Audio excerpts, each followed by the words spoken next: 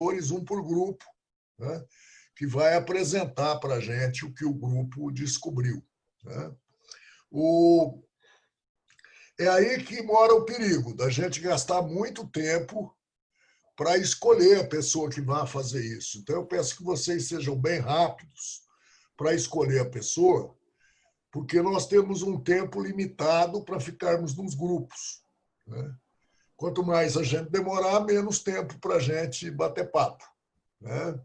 Ok? Então, caiu no grupo, escolhe logo o relator e começa as discussões. Né? Ok. Nós escolhemos um texto, né? E esse texto vai ser o texto base, em cima do qual a gente vai fazer nossas discussões, e cada grupo vai escolher um personagem desse texto para falar acerca desse personagem. Né?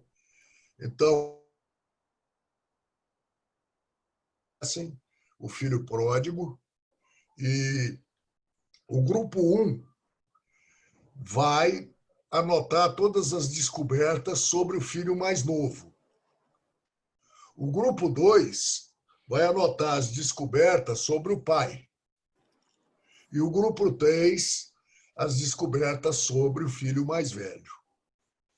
Ok? Alguma dúvida? Então, clicou no iconezinho azul, entra no grupo. No grupo, escolhe o relator, primeira coisa. E aí, se você estiver no grupo 1, você vai discutir sobre o filho mais novo. Se você estiver no grupo 2, você vai discutir sobre o pai. E se você estiver no grupo 3, você vai discutir sobre o filho mais velho. Voltando para cá, os relatores vão apresentar as descobertas do grupo, né, e o que o grupo comentou. Então, vamos para o texto, Guilherme?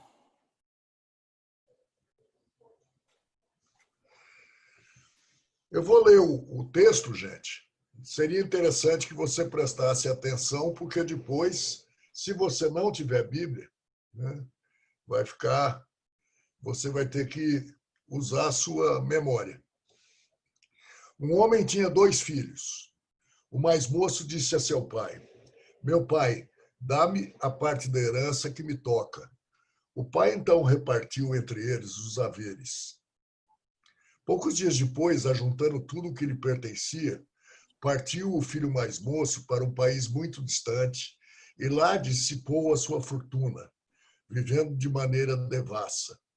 Depois de ter esbanjado tudo, sobreveio àquela região uma grande fome e ele começou a passar penúria. Foi pôr-se ao serviço de um dos habitantes daquela região, que o mandou para os seus campos guardar porcos. Desejava ele fartar-se das vagens que os porcos comiam, mas ninguém dava a ele. Pode ir para frente, Gui. Entrou então em si e refletiu: quantos empregados há na casa de meu pai que tem pão em abundância, e eu aqui estou a morrer de fome. Levantar-me-ei e irei a meu pai e dir-lhe-ei: meu pai, pequei contra o céu e contra ti. Já não sou digno de ser chamado teu filho. Trata-me como a um dos teus empregados. Levantou-se, pois, e foi ter com seu pai.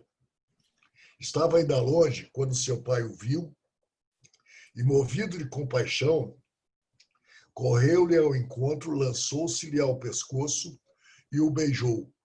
O filho lhe disse então: meu pai, pequei contra o céu e contra ti, já não sou digno de ser chamado teu filho.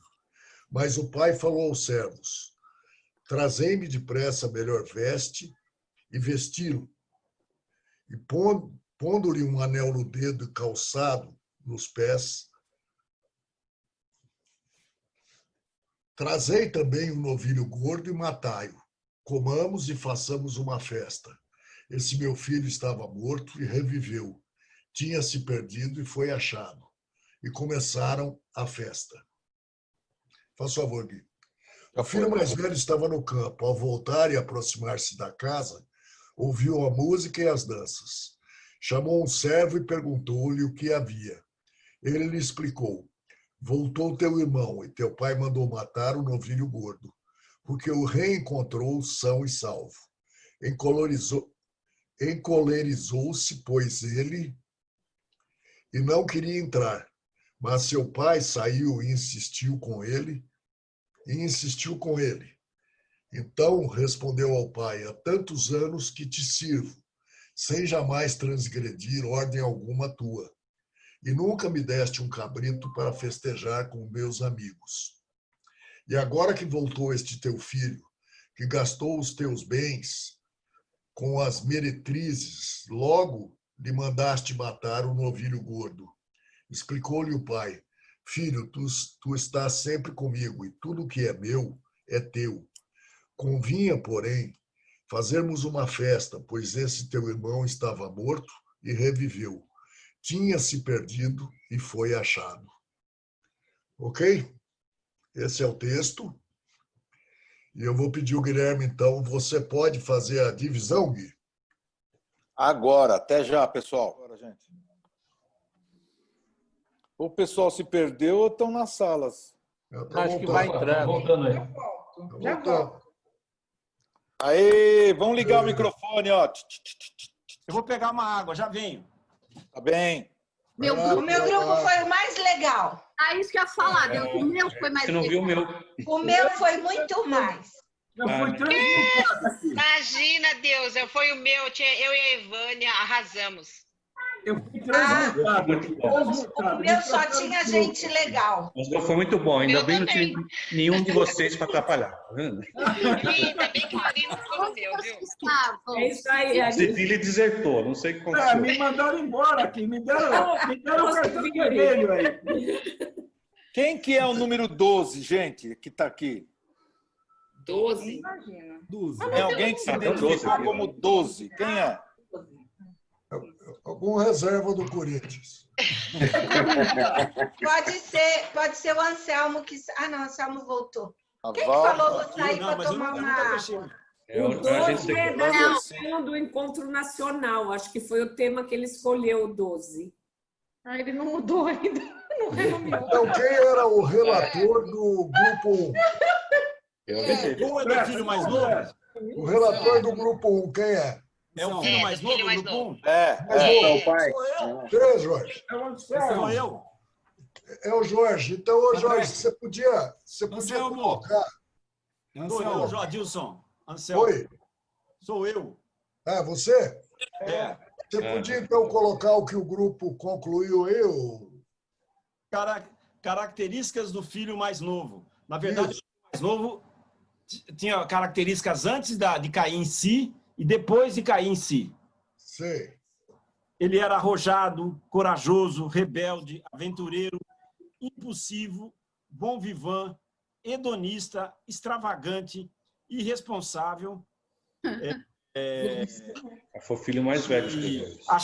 achava que tinha liberdade, uma liberdade no mundo que, na verdade, não tinha. Aí, quando ele caiu e olhou, falou que na casa do pai os empregados eram melhores tratados do que ele passou a valorizar a casa do pai, uma característica que ele não tinha antes, ele não dava valor nenhum à casa do pai. Ele foi, de certo modo, talvez pela falta de uma palavra melhor, controlador e orgulhoso no abordar do pai, porque ele já foi com o que ele queria que o pai fizesse para ele direitinho. Quer dizer, ele queria virar empregado, ele já foi com todas as falas e tal. Ele não foi, assim, deixando o pai decidir o que fosse ser feito. Então, controlador e orgulhoso, mas também inteligente, porque voltar para a casa do pai era a decisão mais inteligente que ele podia fazer. E a gente discutiu um pouquinho o que aconteceu com a cabeça dele quando ele recebeu o perdão do pai, que superou todas as expectativas que ele tinha. A expectativa dele era: o pai vai me tornar empregado, não vai mais me tratar como filho. Quando ele passa a ser tratado como filho, e com todas as honras, ele passou a valorizar ainda mais o pai, a nossa especulação sobre o que passou na cabeça dele. Ele ficou cheio de felicidade e de um espanto maravilhoso. Quem é esse pai que eu faço tudo isso de errado e ele ainda me trata como filho? É isso, né? O grupo 1. Mais alguma coisa?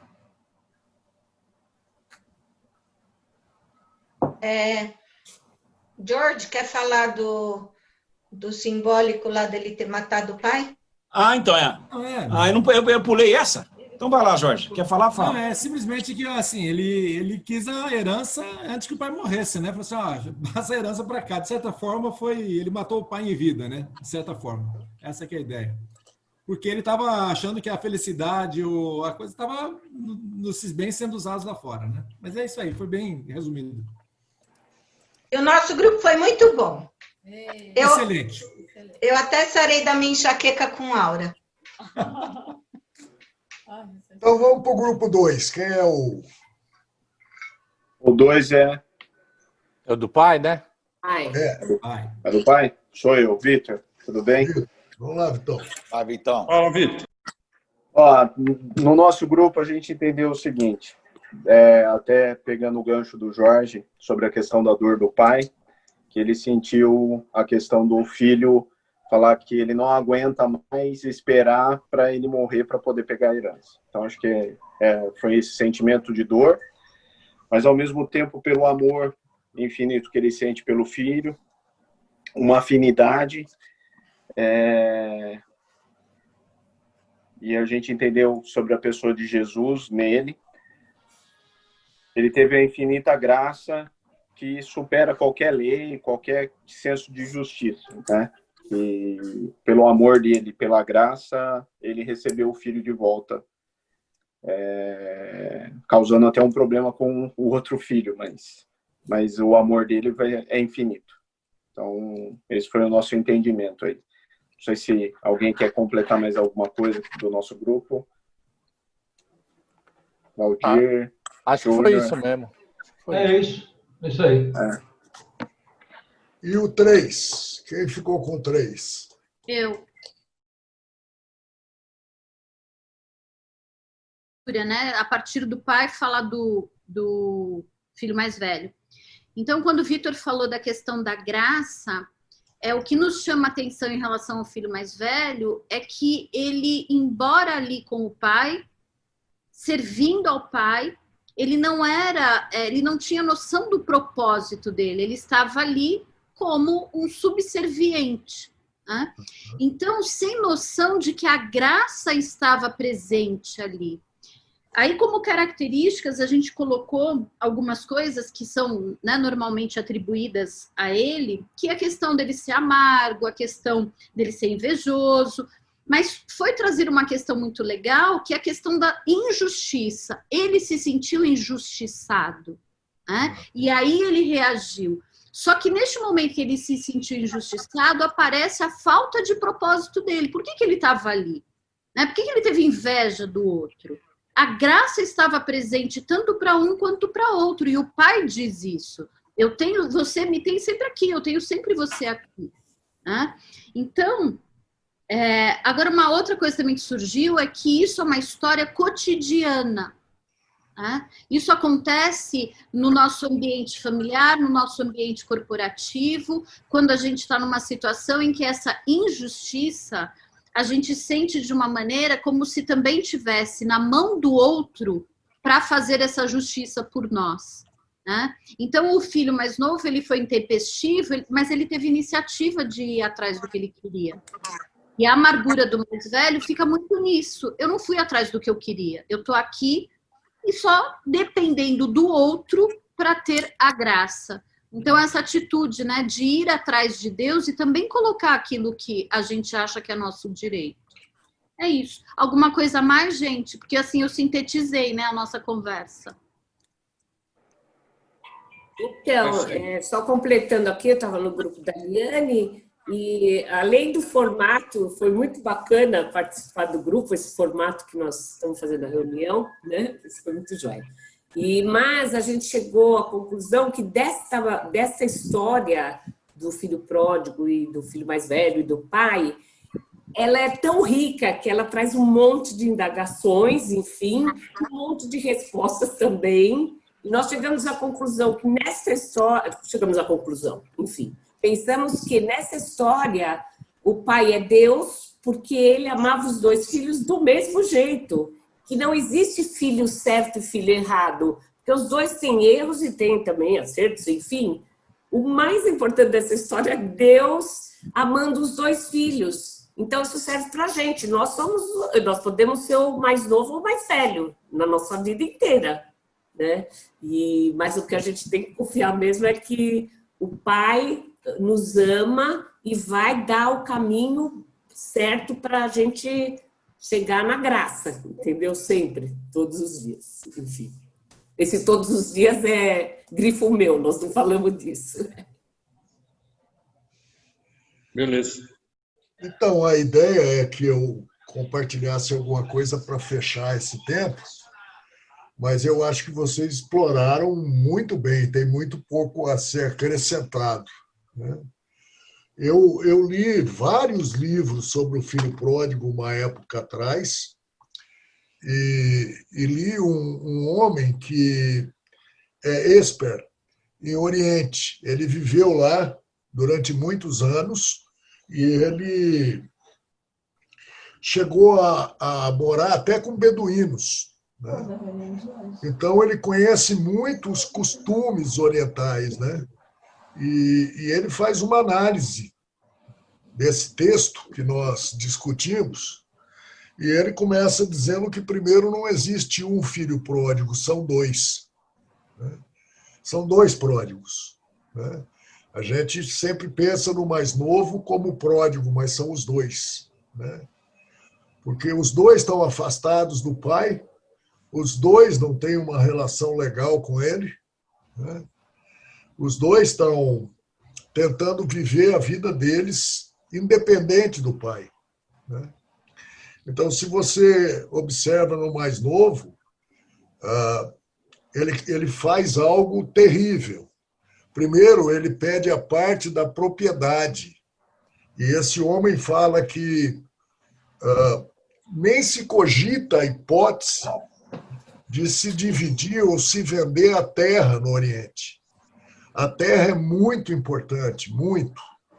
E quando esse menino pede a parte dele, né, isso é ridículo no ponto de vista desse homem que entende de Oriente.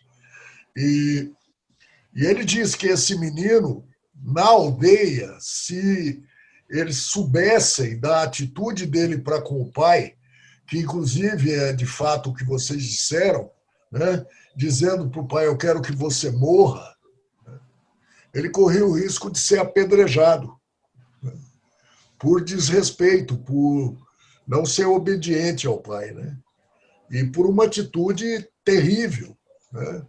Então, de qualquer forma, ele é muito mal visto na aldeia, né. Os outros conterrâneos não o aceitam com facilidade. Essa é a razão até que ele muda, né? Ele não vai para a aldeia, ele vai para um lugar distante, né? E o interessante é o questionamento sobre ele pedir a parte dos bens. Quais são os bens que Deus nos deu? Qual é o bem mais valioso que Deus nos deu? A vida. E foi isso que era isso que ele estava desperdiçando, a vida. Quando ele cai em si, ele entende que a vida dele não tinha o menor propósito, não tinha a menor razão de ser. Ele estava vivendo só gastando a vida. E acho que muitos de nós nos vimos já assim, né? Gastando a vida, passando pela vida, né? E não vivendo de fato, né? Não usufruindo de tudo que Deus nos deu, de todas as bênçãos que Deus nos cobriu, né? Mas simplesmente desperdiçando, né? Desperdiçando tempo, desperdiçando tudo, né? Então, é interessante o que vocês observaram, é que esse menino, ele é senhor de si mesmo, né? Ele toma as decisões, ele leva ao pai e ele fala, olha, eu quero que você morra e eu vou viver desperdiçando a minha vida. E quando ele decide voltar, de fato, ele continua no controle, né? Ele diz, eu vou dar as condições para voltar, né? quero voltar como empregado do meu pai, quero, no mínimo, comer e beber, né, e usufruir um pouco das coisas que nem estou conseguindo. Então, ele continuava senhor da vida dele, né? Ele continuava decidindo acerca da vida dele, ao invés de confiar e entregar a vida para o pai, né? Então, a gente sabe o que aconteceu e como ele foi recebido, mas a coisa impressionante sobre o pai é que o pai corre até ele. Primeiro o pai espera, todos os dias diz que o pai está ali olhando o caminho, vendo se ele está vindo, e depois, no dia que ele está vindo, o pai corre até ele. E esse homem disse que nenhum adulto no Oriente corre, que isso é algo impensável. É como se ele perdesse a dignidade, né? Então, o fato do pai sair correndo é algo surpreendente. E o primeiro susto que esse menino toma é com o pai correndo, né? Ele vê o pai correndo na direção dele. E isso o surpreende logo de cara. Mas ele continua firme no discurso, né? Só que ele não termina o discurso que ele tinha preparado para falar com o pai, porque o pai o recebe, coloca um anel nos dedos dele, manda que ele seja calçado e que ele seja vestido com a melhor roupa. E o interessante é, esse homem diz, qual é a melhor roupa que existe em casa? É a do pai. Então o pai o veste com as suas roupas, né? E o anel mostra que ele é filho, né? Então, isso faz com que esse menino mude e vá participar da festa, né? Ele, sem dúvidas, ficou extasiado e muito alegre. Já o filho mais velho, no costume oriental, vocês se lembram que havia o costume de lava-pés, não é? Quando um convidado chegava na casa, se a pessoa que está recebendo o convidado não tivesse bens, consequentemente, ele não teria escravos, não teria empregados. Então, quem lavava os pés dos convidados era o filho mais velho. Era o filho mais velho que honrava os convidados e os recebia, lavando até o pé de cada um deles, né? Então, o papel do filho mais velho era de anfitrião nessa festa. Ele tinha que entrar e ajudar a receber todos os convidados e ver como as coisas estavam ocorrendo. Então, a atitude dele também foi hostil ao pai. Ele estava declaradamente em guerra com o pai, não entando. E isso era uma grande ofensa em Israel. Mas é interessante que o pai também nunca sairia de casa para conversar com o filho. E, novamente, a atitude do pai é surpreendente, saindo e indo até ele, indo conversar. E, mais ou menos, se explicando, né? Dando as razões do porquê da festa, né? Tentando fazer com que ele visse que o irmão estava perdido e havia sido achado, né? O irmão estava desperdiçando a vida e agora tinha uma nova postura de vida, né? Então, esse filho mais velho, ele sempre viveu ali e ele era obediente ao pai. E na avaliação de alguns desses comentaristas, ele era um religioso, um homem que lutava para viver tudo que as escrituras dizem, que lutava para viver os mandamentos, né? Mas não tinha nenhuma relação de amor com o pai, né? E viver assim como cristão é terrível, é pesado, é loucura. Mas muitos cristãos, infelizmente, vivem assim. Pessoas que vivem tentando viver os princípios, tentando viver para fazer isso, carregando um peso enorme nas costas, mas sem nenhum amor pelo Pai. E não conhecendo, como vocês falaram, a graça. Então, nós temos que lembrar que Jesus estava falando com os fariseus e os publicanos. E ali ele está retratando os dois grupos. E os mais velhos e os mais novos. Aqueles que se mantiveram religiosamente no judaísmo e aqueles que abandonaram a igreja e foram até colocados para fora, né? Por serem publicanos. Então, o que é mais impactante é como essa parábola termina. Ela termina de forma abrupta. E nós não sabemos o que o filho mais velho decidiu.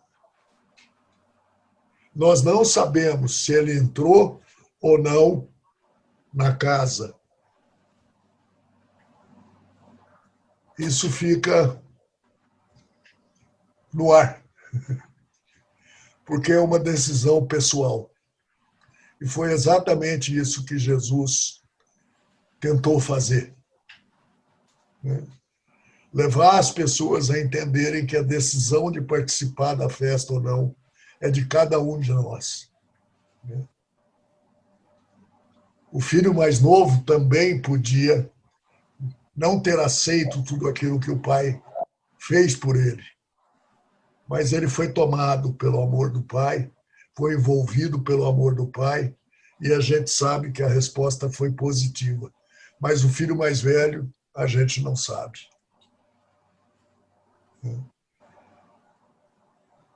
Nós nunca vamos saber se ele entrou ou não. A pergunta é se nós entramos ou não. Se nós estamos prontos a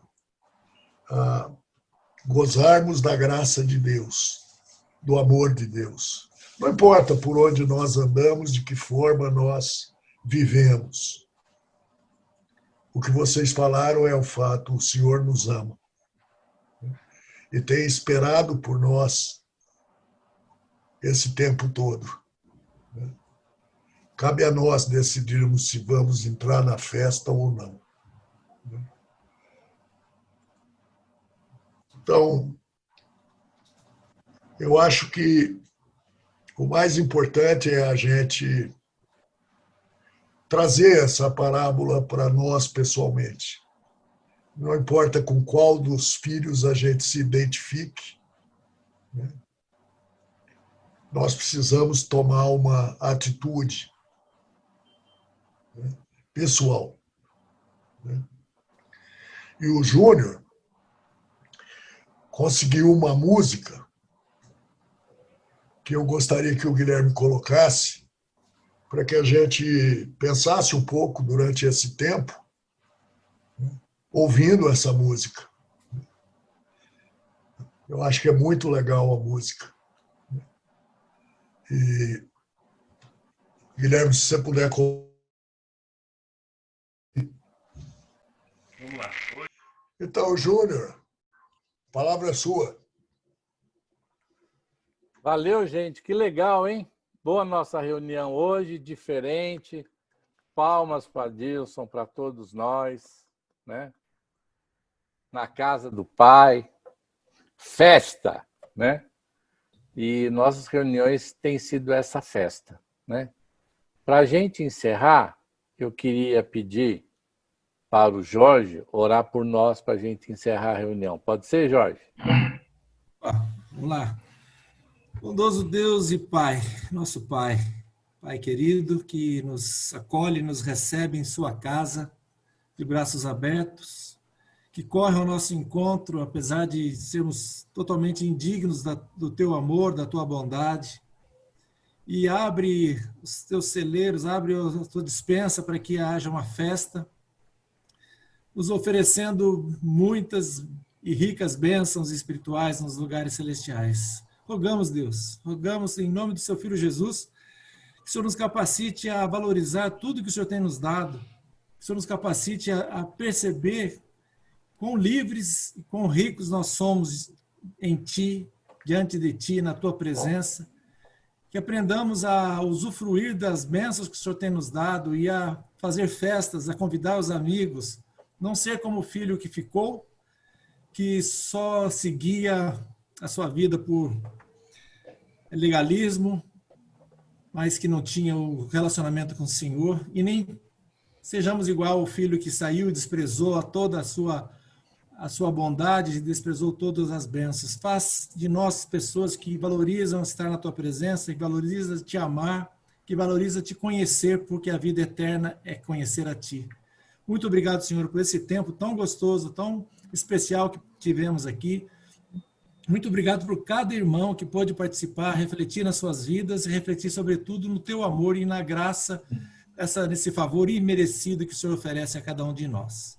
Que a gente possa se desprender de qualquer relação de troca, mas que a gente possa, de fato, olhar para o Senhor como Senhor de graça, de amor, amor incontido, um amor que ultrapassa a nossa capacidade de entendimento. E é em nome do seu Filho Jesus, que propiciou esse tempo, que propiciou essa realidade na nossa vida, que nós oramos, Senhor. Amém. Amém. Amém.